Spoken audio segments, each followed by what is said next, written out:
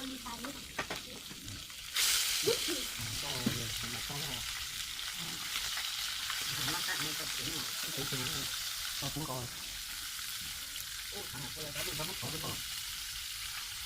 Đúng rồi, chú thằng bố.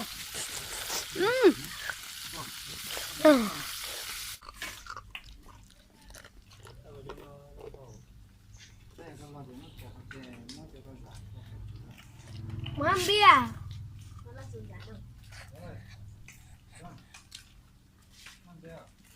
Đây là bia. Uống bia. Con lấy đây.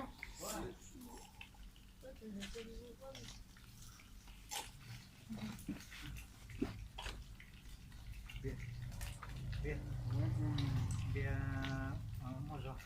Bia vẽ cái cây này qua xanh khứ rồi. Thế à? Dùng nó bố trọng vẽ lúc hoa tới lúc Bác đình chỉ là cái khách tầm đó này nó cũng chỉ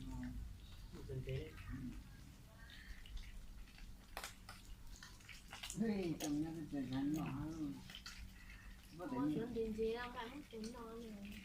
có thể nghe chàng một số nông gì chàng nó mất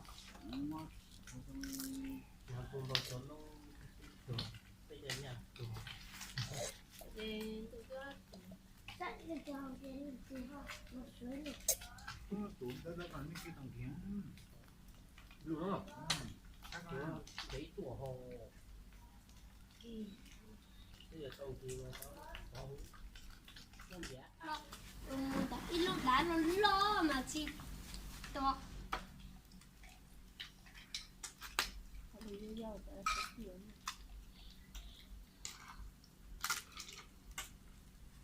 Cái tình ngủ.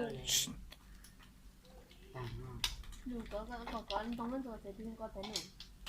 Hả? Có xem đấy. Có ai không xem? Có tên mình có vào học. Có xem. Có xem. có trai tròn quá Chứ mà có tròn chân mình thấy con này, mình chờ cái con này. Không cần đâu. là bạn có thể bằng thế tình ra tình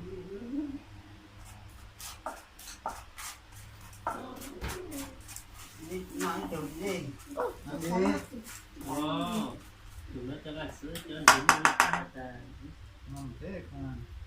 bạn nói của anh Hai món bên nào à? Tức bạn là của hai món nào à? ăn được trái lấy hảo Ghê. chứ là điều đó chứ Không mà rong.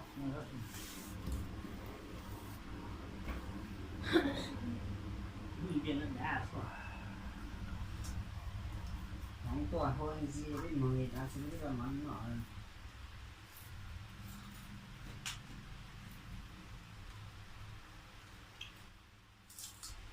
Thế cho cái còn đây nữa. Đi toàn chứ rồi. Bên thế giờ làm. Nó có làm cho nó chứ rồi.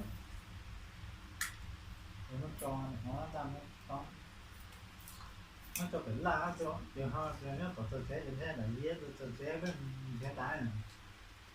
Chứ bị nó la thôi. Nó đỡ được con thế này. Em mình tao máy cho dưa. Còn mấy viên đổi như xá được mòn hay là từ cái nó là con chế nữa này.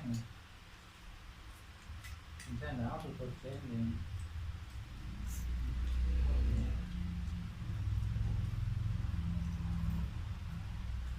Tôi chỉ đây là chỉ học từ chỉ chạy xe với chị.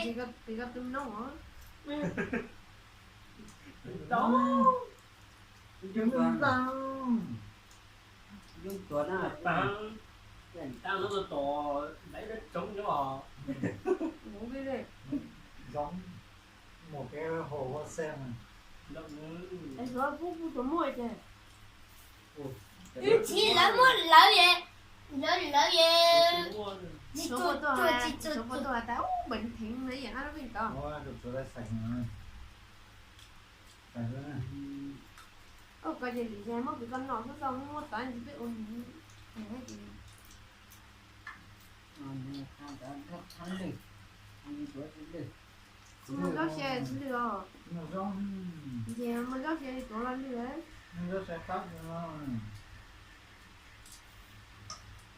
Dốc tròn cứ là cái đó chỉ dốc tròn cứ cắt. nghe giờ dây cắt nó cái dầu bị tàu Này, ngon Có tụi ốc tụi nó mà ăn chứ. ăn cá nhiều no rồi. đây này. Này của chú.